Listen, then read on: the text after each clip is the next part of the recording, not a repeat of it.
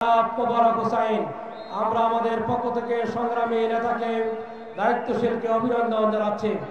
আজকের এই ঐতিহাসিক কর্মী সম্মেলনে এ পর্যায়ে প্রধান অতিথির বক্তব্য রাখার জন্য আমি অনুরোধ করছি বাংলাদেশের জামাত ইসলামীর সংগ্রামী আমির, বিশ্ব ইসলামী আন্দোলনের অভিসংবাদিত নেতা, বাংলাদেশের অপমার জনতার প্রাণ প্রিয় নেতা, দল মত নির্বিশেষে বাংলাদেশের 18 কোটি জনগণের প্রাণ প্রিয় নেতা জননেতা জনাব ডক্টর শফিকুর রহমান বক্তব্য রাখছেন। আমির জামাত জনাব ডক্টর শফিকুর রহমান।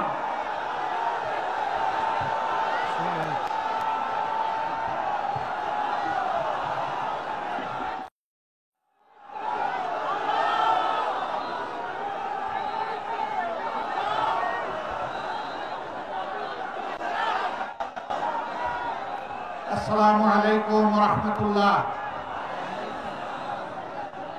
স্লোগানের ভিড়ে সালাম হারিয়ে গেছে, আবার সালাম দিচ্ছি। আসসালামু আলাইকুম ওয়া রাহমাতুল্লাহ। আলহামদুলিল্লাহি রাব্বিল আলামিন ওয়াসসালাতু ওয়াসসালামু আলা রাসূলিহিল কারীম ওয়া আলা আলিহি ওয়া সাহবিহি ওয়া আহলি বাইতি আজমাইন। বাংলাদেশ জামাত ইসলামী শহীদানের মার্কাজ ঐতিহ্যবাহী সাতক্ষীরা জেলা শাখা আয়োজিত আজকের এই কর্মী সম্মেলনের সম্মানিত সভাপতি, সম্মানিত জেলা আমির, উপস্থিত বিশেষ অতিথিবৃন্দ, বাংলাদেশ জামাতে ইসলামীর নির্বাহী পরিষদের অন্যতম সদস্য, সাতক্ষীরা মাটি ও মানুষের প্রিয়জন জনাব অধ্যক্ষ ইজ্জতুল্লাহ, অন্যতম সদস্য নির্বাহী পরিষদের জনাব মোবারক হোসাইন,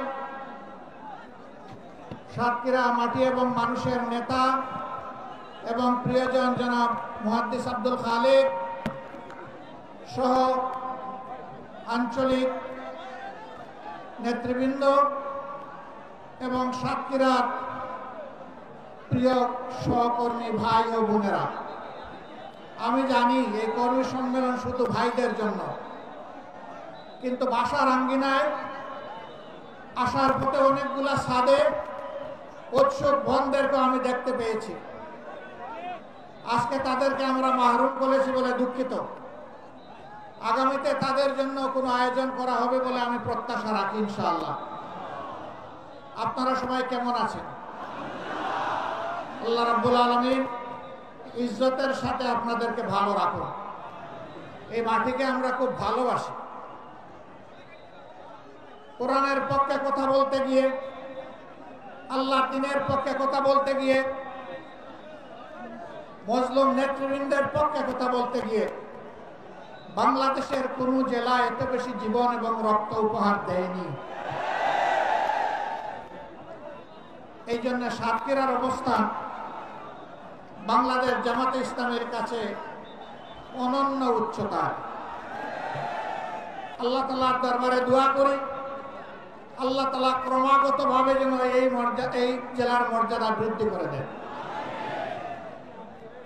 সম্মানিত ভাই ও বোনেরা, বাংলাদেশ আমাদের প্রিয় জন্মভূমি। আল্লাহ তাআলার বড়ই মেহেরবানি, দুনিয়ার খুব কম জায়গায় এরকম সুজলা সুফলা শ্যামল দেশ মানুষ পেয়ে থাকে। আমরা এমন একটি দেশ পেয়েছি, মাটির উপরে অফুরন্ত সম্পদ, মাটির গর্ভে অফুরন্ত সম্পদ, সমুদ্রের গর্ভে অফুরন্ত সম্পদ। আমাদের এই সম্পদগুলো জনগণের উপকারে আসছে না। যারা জনগণের ত্রাতা হয়ে কর্তা হয়ে বিভিন্ন সময় দেশ শাসন করেছেন, জনগণের সম্পদ সুকৌশলে চুরি করে তারা তাদের পকেটে ঢুকিয়েছে। এই জন্য বাংলাদেশের জনগণ তাদের প্রাপ্য হিস্সা পায়নি, সুষম উন্নয়ন হয়নি। 15 সালের দিকে কোনো এক রমজানে আমি ঈদ উদযাপন করতে এসেছিলাম এই জেলার শহীদ পরিবারগুলোর সাথে। সকাল 9:30 থেকে অথবা সকাল 10টা থেকে রাত 9:30 পর্যন্ত আমি এই জেলার ভাঙ্গা ছোড়া খানা খন্দকে ভর্তি রাস্তাগুলা দিয়ে গাড়ি ফেলে আমি এবং আমার সঙ্গী 2টা মোটরসাইকেলে চড়ে সারা জেলা ঘোরার চেষ্টা করেছি। আমি লোকদেরকে জিজ্ঞেস করেছিলাম, আমরা শুনে থাকি উন্নয়নের জোয়ারে দেশ ভাসছে, সেই জোয়ারের সামান্য ছিটাফোঁটা পানি কি এখানে আসে না? বলে যে না, আসে না। কেন আসে না? বলে বর্তমান শাসক গোষ্ঠী সাতক্ষীরাকে বাংলাদেশের অংশ মনে করে না। সাতক্ষীরার উপর তারা জুলুম করেছে, সাতক্ষীরার জনগণের অধিকার দেয়নি, করেছে, পঙ্গু বানিয়েছে, ইজ্জতের উপর হাত দিয়েছে, সম্পদ লুণ্ঠন করেছে এবং মানুষকে কার্যত তারা তাদের দাসে পরিণত করেছে। কম বেশি এই চিত্র ছিল বাংলাদেশের। সবচেয়ে খারাপ অবস্থা ছিল সাতক্ষীরা। আমরা মহান আল্লাহর দরবারে দোয়া করি, শুধু আল্লাহর দিনের পক্ষ নেওয়ার কারণে যদি এই জেলার এই অবস্থা হয়, আল্লাহ তুমি দুনিয়া এবং আখিরাতে এই জেলার মর্যাদা তুমি বাড়ায় দাও।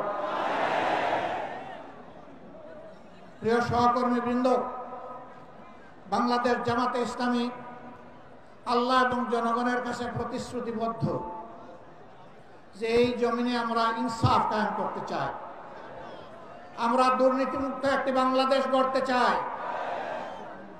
আমরা সুষম উন্নয়ন মানুষকে উপহার দিতে চাই। আমার জেলায় প্রধানমন্ত্রী আছে, তাই সব কিছু এইদিকে জোয়ারের পানিতে চলে আসবে, এই বাংলাদেশ আমরা দেখতে চাই না। আমরা এমন একটি বাংলাদেশ দেখতে চাই, কেউ চাইলেও তার অধিকার পাবে, না চাইলেও তার অধিকার পাবে। আমরা এমন একটি বাংলাদেশ দেখতে চাই যেই দেশে লক্ষ বেকার যুবকের মিছিল হবে না, বরঞ্চ আমাদের যুবকেরা আমাদের সম্পদে পরিণত হবে। তাদের হাতে মূল্যহীন এক টুকরা সার্টিফিকেট ধরিয়ে দেওয়া হবে না, বরঞ্চ শিক্ষা সমাপনীর সাথে সাথে তাদের হাতে কাজ তুলে দেওয়া হবে। এমন শিক্ষা চাই আর এমন শিক্ষিত জাতি চাই। তবে এই শিক্ষা অবশ্যই নৈতিক এবং দুনিয়াবি বা জাগতিক শিক্ষার সমন্বয় হতে হবে। মানুষ যাতে মানুষ হয়, শিক্ষা নিয়ে মানুষ যাতে ডাকাত না হয়, আমরা সেই শিক্ষাটি চাই। আমরা এমন একটি দেশ চাই, যে দেশে আমাদের মা বোনেরা নিঃসংকোচে যেমন ঘরে সুরক্ষিত থাকবেন, কর্মস্থলেও সুরক্ষা পাবেন, রাস্তাঘাটেও সুরক্ষা পাবেন। তাদের দিকে কোন খারাপ লোক চোখ তুলে তাকানোর কসরত পাবে না। তারা ইজ্জতের সাথে, মর্যাদার সাথে, তাদের দক্ষতা দিয়ে দেশের উন্নয়নে তারাও ভূমিকা রাখবে। নবী করিম সাল্লাল্লাহু আলাইহি ওয়াসাল্লাম মানব জীবনের সবচেয়ে ঝুঁকিপূর্ণ কাজেও মহিলাদেরকে শরীক করেছেন। সেই কাজটি হচ্ছে যুদ্ধ। যুদ্ধে মারা পুরুষের পাশে থেকে তারাও যুদ্ধ করেছে। বিশেষ করে বদর যুদ্ধের কঠিন দিনে আমি প্রায় এই উদাহরণটা দিয়ে থাকি। যখন কাফেররা আল্লাহ রসুলের খুব কাছাকাছি চলে এসেছিল তাকে হত্যা করার জন্যে, যখন পুরুষ যোদ্ধারা দিক বিদিক কিছুটা জ্ঞান হারিয়ে ফেলেছিলেন, তখন একজন মা চতুর্দিকে ঘুরে ঘুরে আল্লাহর রসুলকে বেষ্টনে দিয়ে রেখেছিলেন। যুদ্ধ যখন শেষ হয়েছে, তার শরীরে 37টা তীর ঝুলন্ত অবস্থায় ছিল, 70টা কঠিন আঘাত ছিল। রাসূল করিম সাল্লাল্লাহু আলাইহি ওয়াসাল্লাম বলেছেন, শত্রু যখন সামনের দিক থেকে এসেছে, তখন শত্রুর তীর আর আমার মাঝখানে ছিল আল্লাহর এই বান্দি। যখন পিছন দিক থেকে এসেছে ছিল আল্লাহর বান্দি। ঘুরে ঘুরে আল্লাহ রসুলকে কিভাবে তিনি রক্ষা করবেন? ডাইনে বামে এসেছে, বাম দিকে। আমাদের সেই সর্বোচ্চ ইজ্জতের মর্যাদাবান মায়ের নাম ছিল হযরতে নুসাইবা রাদিয়াল্লাহু তাআলা আনহা। যদি যুদ্ধের এই কঠিন ময়দানে আল্লাহর রাসূল তাদের জন্য কর্মক্ষেত্র সৃষ্টি করে দিয়ে থাকেন, আমরা কে তাদের হাত বন্ধ করা? আমাদের ব্যাপারে ইসলামের প্রতিপক্ষ শক্তিরা অপপ্রচার চালায়। জামাতে ইসলামী ক্ষমতায় গেলে মহিলাদেরকে ঘর থেকে বের হতে দিবে না, আর যদি দেও আস্তে করে এনে জোর করে একটা বুরকা পরাই দেবে। জোর করে পরানো লাগবে না। যে দেশে ইসলাম কায়েম হবে এদেশের মানুষেরা, মায়েরা আনন্দের সাথেই সেদিন তারা ইজ্জতের জন্য তাদের সম্মানের মর্যাদার পোশাক পরিধান করবেন। তারপরেও কোনো মা, কোনো বোন যদি এই পোশাকের বাইরে থাকেন, আমরা তাদেরকে কথা দিচ্ছি, নিশ্চয়তা দিচ্ছি, কারো উপর জোর কাটানো হবে না। কারণ এদেশে শুধু মুসলমানরা বসবাস করে না, অন্যান্য ধর্মের লোকেরাও বসবাস করে। তারা তো আমাদের ধর্ম যেহেতু গ্রহণ করেনি, তাদের জন্য ইসলামের প্রেসক্রাইব করা পর্দাও তাদের জন্য প্রযোজ্য নয়। তারা যদি ইসলামের সৌন্দর্যে অভিভূত হয়ে ইসলাম কবুল করে সেটা ভিন্ন কথা। তাদেরকে ইসলাম গ্রহণ করতেও কাউকেই বাধ্য করা হবে না। সম্মানিত সহকর্মী বৃন্দ, এই দেশে শুধু মুসলমানরা বসবাস করে না, হিন্দু, খ্রিস্টান, বৌদ্ধ ধর্মের লোকেরাও বসবাস করে। আমরা এমন একটি দেশ চাই যে দেশে মসজিদও পাহারা দেওয়ার প্রয়োজন হবে না, মন্দির এবং মঠ পাহারা দেওয়ার দরকার, গির্জা পাহারা দেওয়া লাগবে না। সকল ধর্মের লোকেরা তাদের আপন আপন ধর্ম তাদের মতো করে শান্তিতে, নিরাপত্তার সাথে তারা পালন করবে। আলহামদুলিল্লাহ, আমাদের দেশটি সাম্প্রদায়িক সম্প্রীতির একটি চমৎকার বাগান, কিন্তু আমাদের বাগানে মাঝে মাঝে হুতুম পেঁচা ঢুকে পড়ে। এই হুতুম পেঁচাদের ব্যাপারে আমাদেরকে সতর্ক থাকতে হবে। আমরা এই সম্প্রীতি নষ্ট করতে দেব না। আমরা এমন একটি বাংলাদেশ গঠন করতে চাই যেখানে মানুষকে তার শিক্ষা কিংবা কাজের ধরন দেখে মর্যাদা দেওয়া হবে না, বরঞ্চ প্রত্যেকটা মানুষকে আশরাফুল মখলুকাত হিসেবে মর্যাদা দেওয়া হবে। আমার দেশের একজন পরিচ্ছন্নতা কর্মী, তিনিও আমার ভিআইপি। তারা যদি 3 দিনের জন্য তাদের কাজ বন্ধ করে, আমরা কেউ ঘর থেকে বের হতে পারবো না। তাদের এই কাজ, কঠিন কাজ আমি করতে পারবো না। তারা কষ্ট করে এই কাজটা আমাদের করে দেন, আমি তাদেরকে স্যালিউট জানাই। সে আমার ভাই, সে আমার বোন, সে আমার এই সমাজকে চালু রেখেছে। যে ভাইটি আমার রিক্সা চালিয়ে জীবন নির্বাহ করে, ও রিক্সা না চালাইলে আমি আমার কর্মস্থলে যেতে পারবো না, আমি তাকে স্যালিউট জানাই। আমি দেখবো না তিনি রিক্সাওয়ালা, আমি এটাও দেখবো না তিনি একজন অতি সাধারণ কম শিক্ষিত মানুষ, আমি তাকে তার কাজের মর্যাদা দেব। এইভাবে সমস্ত মানুষ, মুটে মাঝি কুলি, যে যেখানে আমরা আছি, শ্রমিক, কৃষক, আপামর জনতা, বিভিন্ন পেশাজীবী, যার যার পেশায় তিনি মর্যাদা এবং দায়িত্ববোধের সাথে দায়িত্ব পালন করবেন ইনশাআল্লাহ।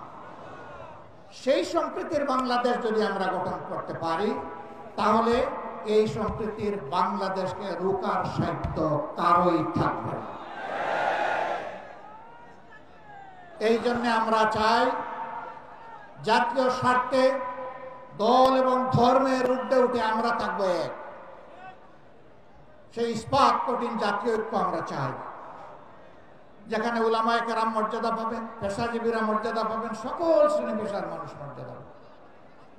এই যে 24-এর স্বাধীনতা এসেছে এমনি এমনি আসেনি ভাই। 2006 সালের 28 অক্টোবর স্পষ্ট দিবালোকে আলোকে পয়টা দিয়ে আদম সন্তানদেরকে হত্যা করার পর যখন তাদের নিথর দেহ পড়ে তড়পাচ্ছিল, তখন তার উপর উঠে বিকৃত রুচির ওই খুনিরা তখন তারা লাফালাফি করেছিল। সেই দিন বাংলাদেশ পথ হারিয়েছিল। সেই পথ হারা বাংলাদেশ দীর্ঘ ত্যাগের পর আবার আল্লাহর অশেষ মেহেরবানিতে 2024 সালের 5 আগস্ট আবার তার পথে ফিরে এসেছে। এর মাঝে অনেক রক্ত দিতে হয়েছে। 57 জন কমিটির দেশপ্রেমিক চৌকস সেনা অফিসারকে খুন করা হয়েছে 2009 সালের 25 এবং 26 ফেব্রুয়ারি ঢাকার পিলখানায় তৎকালীন বিডিআরের সদর দপ্তরে। এরপরে জামাতে ইসলামের নেতৃবৃন্দকে দফায় দফায় খুন করা হয়েছে। দুইজন সাবেক আমিরে জামাত সহ 11 জন কলিজার টুকরা আমাদের মাতার তাজ শীর্ষ নেতৃবৃন্দকে বিচারের নামে জুলুম করে খুন করা হয়েছে। এই খুনের প্রতিবাদ যারা করেছেন, অন্যায়ের প্রতিবাদ করেছেন, তাদেরকে গ্রামে গঞ্জে খুন করা হয়েছে। আগেই বলেছি সবচেয়ে বেশি খুনের ঘটনা ঘটেছে এই সাতক্ষীরা। তারপরে আপনাদের পার্শ্ববর্তী জেলা ঝিনাইদহ, এইভাবে বিভিন্ন জায়গায় খুনের তাণ্ডব চালানো হয়েছে। ভাই ও বোনেরা, সর্বশেষ এই বছরে 1 জুলাই থেকে শুরু করে 5 আগস্ট পর্যন্ত খুনের বন্যায় বাংলাদেশকে ভাসিয়ে দেওয়া হয়েছে। বৈষম্য বিরোধী ছাত্র জনতা রাস্তায় নেমে এসেছিল। তাদের হাতে কোনো আগ্নেয়াস্ত্র ছিল না, এমনকি তাদের হাতে কোনো ইট পাটকেলও ছিল না। তারা শান্তিপূর্ণভাবে দাবি আদায়ের জন্য রাস্তায় নেমেছিল। কোটার সংস্কারের জন্য, কোটা বাতিলের জন্য নয়। তারা বলেছিল যৌক্তিক কোটা দেন, আমাদের আপত্তি নাই, কিন্তু কোটার নামে জাতির সাথে, মেধার সাথে তামসা করবেন তা আমরা মানব না। কেন তারা এটা বললো? এই জ্বালায় তাদের বিরুদ্ধে মানুষের কিনায়, এদেশের মানুষের কিনায় অস্ত্র এবং বুলেট দিয়ে জাতির বিরুদ্ধে তাদেরকে পাঠিয়ে দেওয়া হলো। একদিকে সরকারি বাহিনীকে নামিয়ে দেওয়া হলো, আরেকদিকে সরকার তাদের সশস্ত্র গুন্ডাদেরকে নামিয়ে দিল। এই উভয় পক্ষের আঘাতে আঘাতে জর্জরিত হয়ে 1,500-এর কম বেশি আদম সন্তান শুধু এই ক্ষুদ্র সময়ের ভিতরে দুনিয়া থেকে বিদায় নিয়েছেন। 6 সালের 28 অক্টোবর থেকে শুরু করে 24 সালের 5 আগস্ট পর্যন্ত জালিমের জুলুমের শিকার হয়ে যারা বিদায় নিয়েছেন, আল্লাহর দরবারে দোয়া করি আল্লাহ তাআলা তাদেরকে শহীদ হিসাবে কবুল করুন। তাদের পরিবারকে আল্লাহ মর্যাদা দান করুন। এই পরিবারগুলো জাতির সম্পদ। আজীবন আল্লাহ তাআলা এই পরিবারগুলোর কাছে আমাদের ঋণবোধের মানসিকতা নিয়ে তাদেরকে সম্মান করার তৌফিক দান করুন। যারা পঙ্গু হয়েছেন তাদের খেদমতকে আল্লাহ কবুল করুন। আল্লাহ তাদের জীবনটা সচল করে দিন। প্রিয় সাতক্ষীরাবাসী, আজকে আসার পথে আমি দেখলাম এরকম আরো 3টা মাঠ উপচে পড়া মানুষ রাস্তাঘাটে। এই মাঠে তাদেরকে সুযোগ দেওয়া যায়নি বলে আমি সবার পক্ষ থেকে দুঃখ প্রকাশ করছি। আল্লাহ তাআলার আসমান অসীম, জমিন সসীম। সেই সসীম জমিনের ছোট্ট একটা টুকরা আমরা পেয়েছি। আমরা এই বাংলাদেশকে প্রাণ উজাড় করে ভালোবাসতে চাই। আমরা ভালোবাসি। এই জন্য আমাদের কোনো দাদা, মামা, খালু, ফুফির বাড়ি নাই। এটি আমাদের আউয়াল ঠিকানা, দুনিয়ায় এটি আমাদের আখের ঠিকানা। আমাদের উপর জুলুম করা হয়েছে, আমরা দেশ ছেড়ে কোথাও পালিয়ে যাই। দেশকে যারা ভালোবাসে তারা দেশ ছেড়ে পালিয়ে যেতে পারে না। দেশের প্রতি যাদের দায়বোধ নাই তারা যে কোনো সময় দেশকে খোদা হাফিজ বলতে পারে। আমরা বলবো না। আমরা আমাদের আল্লাহর কাছে আমরা খুবই বিনীত, কৃতজ্ঞ। তিনি এমন একটি সুন্দর দেশে আমাদেরকে পয়দা করেছেন। আমরা এই দেশ নিয়ে বাঁচতে চাই, এই দেশেই অন্যায়ের বিরুদ্ধে লড়তে চাই এবং এই দেশকেই আমরা দুনিয়ার একটা শ্রেষ্ঠ দেশে পরিণত করতে চাই। এই সংগ্রামের দায়িত্ব আপনাদেরকে নিতে হবে। আপনারা নেওয়ার জন্য প্রস্তুত? এই হালকা প্রস্তুতি হবে না। আওয়াজ দেন, আপনারা প্রস্তুত? আলহামদুলিল্লাহ, আল্লাহ কবুল করুন। আজকে সারা বাংলাদেশ থেকে গর্জন উঠেছে সিংহের আওয়াজে। আমরা জীবন দিব, কিন্তু আমার দেশের 1 ইঞ্চি মাটি কোনো হায়নাকে দেব না। আল্লাহ তাআলা আমাদেরকে এই শক্তি দান করুন। 24-এর আমাদের সন্তান, বুকের সন্তান, যুবক যুবতীরা, তারা যে অন্যায়ের বিরুদ্ধে বুক চিতিয়ে লড়াই করেছে, আল্লাহর কাছে চাই, হে আল্লাহ তুমি তাদের অন্তর দেশপ্রেম এবং তোমার ইমানের নূর দিয়ে পরিপূর্ণ করে দাও। আর ও ধরনের জেনারেশন প্রজন্ম আমাদেরকে বারবার উপহার দাও।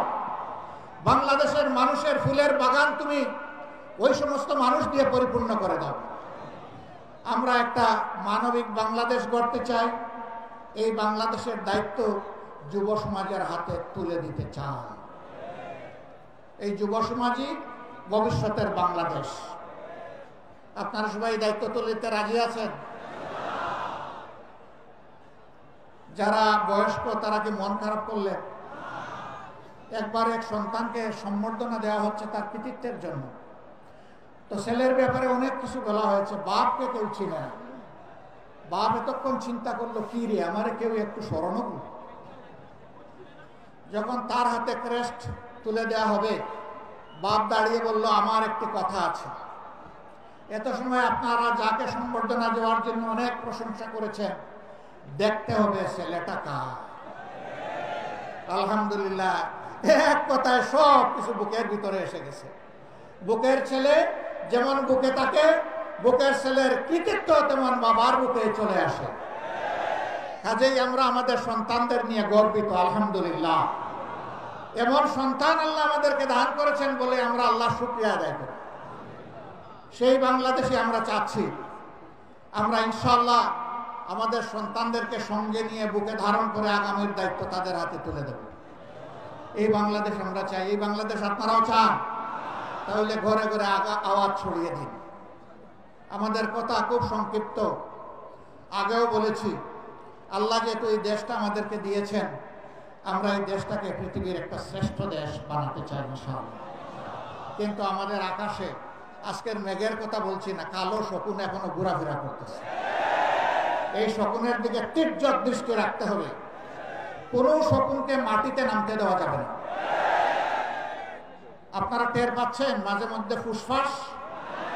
হ্যাঁ, আমরা ধৈর্যের পরিচয় দিয়েছি, ওরা আমাদের ধৈর্যের সুড়সুড়ি দেয়, যেন আমাদের ধৈর্যের বাঁধ ভেঙে তাদের মতো কাণ্ডজ্ঞানহীন আমরা কিছু করে বসি।